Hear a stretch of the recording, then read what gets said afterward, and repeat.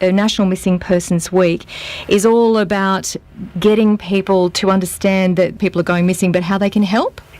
Very much. What we try to do is use this week to re-engage with the community at all levels to essentially increase the understanding about missing persons in Australia, as well as the issues and impacts associated with that.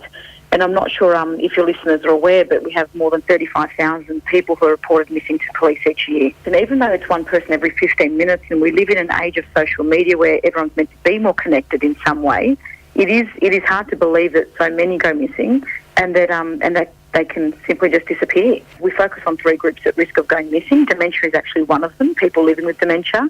As are the young people under the age of 18, they make up about 20,000 reports each year, and people living with a mental illness. But dementia specifically, they're under a category that we refer to as lost, so they're not intentionally going missing, and often we have to trail that through CCTV footage and the like, but they are certainly overrepresented in our statistics. Gee, that must be a tough one though, isn't it? Because it's very difficult to know when somebody has dementia sometimes.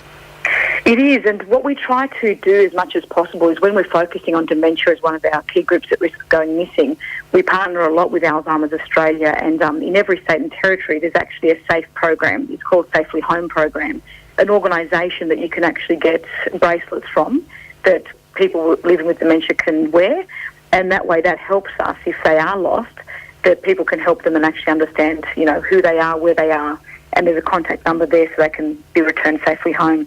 The other thing which you just mentioned before was about the proportion of young people going. Yes. And when you're talking about youth, what sort of age group are we talking about? Under 25? Under 18. So 20,000 of the 35,000 reports are people under the age of 18. Usually the category between 13 and 17 is the highest. And we tend to see more females going missing in this category than males. There's a lot of circumstances. Sometimes they're genuinely leaving an uncomfortable or conflict situation, and, that can be tough. Sometimes it's because of pressure in school or peer pressure or drug and alcohol-related violence or issues there. And sometimes it is just simple miscommunication where someone hasn't advised of their whereabouts, and obviously concern is then elevated because the disappearance is out of character. It's very hard when someone goes missing to know what it is until you actually find that person. And there can be so many different scenarios about why they've gone missing. Often we say if the disappearance is out of character, call the police straight away. But in Australia, the definition is where someone's whereabouts is unknown and there are fears for their safety and welfare. So once those 2 boxes are ticked, that's when we'd encourage people to make a report, even if it's, less than an hour since they've been seen or you felt that kind of angst. You don't have to wait 24 hours before reporting someone as missing. If somebody's sitting there and they're thinking, this person went missing years ago, I know where they went, but they're still on that missing list.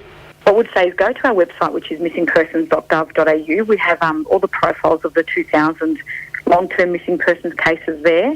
You can provide information through Crime Stoppers, and you can also call our hotline. All the information is on our website. But please don't hesitate about coming forward. You can provide information anonymously, and if the missing person doesn't want to be found, their privacy will be respected. So it's as simple as then telling the family that they are safe and well, but not providing the location or details.